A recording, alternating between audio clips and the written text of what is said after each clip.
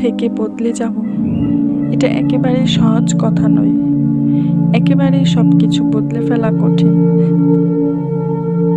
ধাপে ধাপে ফিরে যাও আল্লাহর পথে।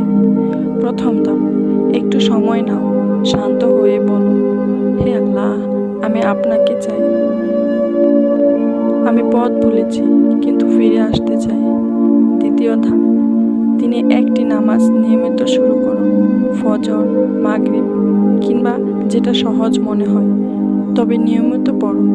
তৃতীয় ধাপ, কোরআনের একটি আয়াত প্রতিদিন পড়ো, বোঝার চেষ্টা করো তুমি কোরআন পড়ছো মানে আল্লাহর সঙ্গে কথা বলছো। চতুর্থ ধাপ, চুপচাপ একাকী সময় কাটাও নিজের সঙ্গে, ভুলগুলো স্বীকার করো, তওবা করো, কারণ আল্লাহ ক্ষমা করতে ভালোবাসেন। পঞ্চম ধাপ, জান্নাত ও জাহান্নাম নিয়ে চিন্তা করো। তুমি কোন পথে চলছো? এই প্রশ্নটাই ধীরে ধীরে তোমাকে বদলে দেবে।